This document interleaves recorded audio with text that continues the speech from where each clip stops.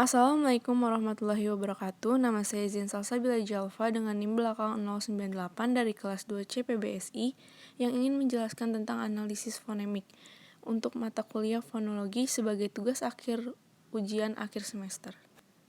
Lalu pembahasan yang akan dianalisis adalah yang pertama, analisis fonem dan pasangan minimal, yang kedua, tabel IPA, yang ketiga, distribusi fonem, yang keempat, jenis klaster, dan yang kelima adalah alofon.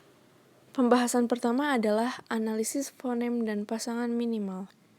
So, kita bisa lihat dari fonem dan pasangan minimal dari D dan T dari kata pandai, P-A-N-D-A-I, dan pantai, P-A-N-T-A-I. Pasangan minimal ini, D dan T dari kata pandai dan pantai. Contoh selanjutnya kita ambil dari fonem L dan K dari kata palu dan paku. Fonem di sini adalah L dan K. Lalu contoh selanjutnya kita ambil dari fonem U dan A dari kata sikut dan sikat. Fonem tersebut adalah U dan A dari pasangan minimal. Dan materi selanjutnya yang kedua adalah tabel IPA. Lalu di sini ada tabel IPA berdasarkan fonem di tabel A. Yang pertama peta vokal. Saya mendapatkan fonem vokal U sesuai aturan dari tabel IPA. Fonem U berdasarkan tinggi rendahnya posisi lidah berada di tinggi.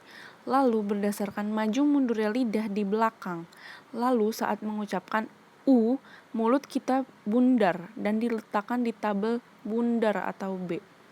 Kemudian ada peta konsonannya. Di tabel A, saya mendapatkan fonem konsonan P, T, D, K, M, R, W, dan L. Kemudian yang pertama, kita analisis adalah fonem P. Fonem P sesuai tabel IPA, tempat artikulasinya di bilabial, dan cara artikulasinya secara plosif atau letupan. P, ape. Bilabial itu dua bibir.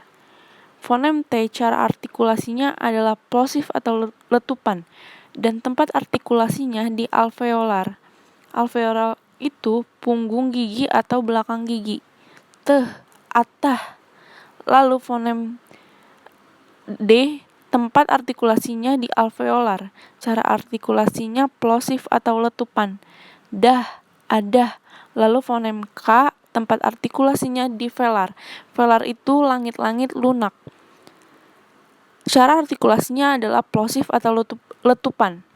Keh, akeh. Fonem M tempat artikulasinya di bilabial atau dua bibir. Cara artikulasinya nasa atau sengau. Meh, amah.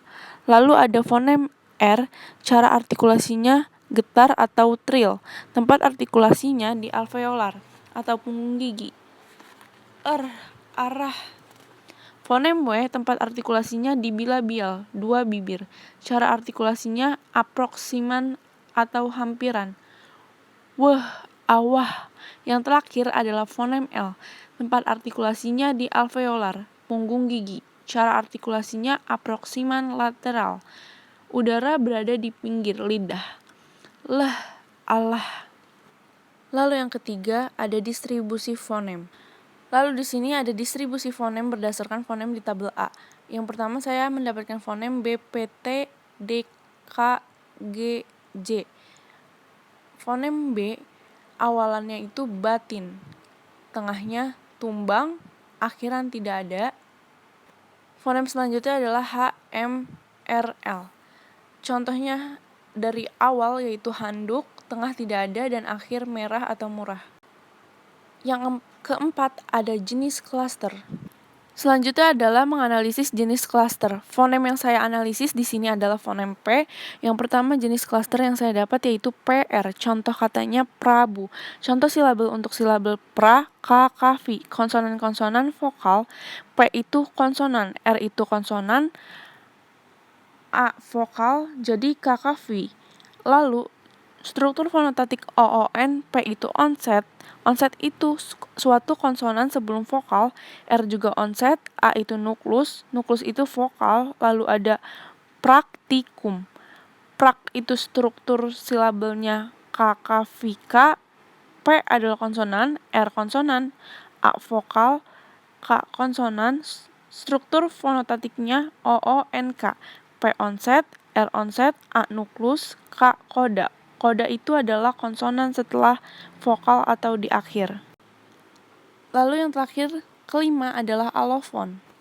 Lalu dari tabel A, saya mendapatkan fonem U. Di sini saya akan menganalisis alofon. Alofon itu hanya fonem vokal di suku kata terbuka, saya tidak dapat memberi contohnya. Kemudian di suku kata tertutup, mendapatkan contoh kata sikut. Mengapa silabel kut menjadi silabel tertutup? Karena si fonem U bertemu dengan fonem konsonan T di satu silabel yang sama.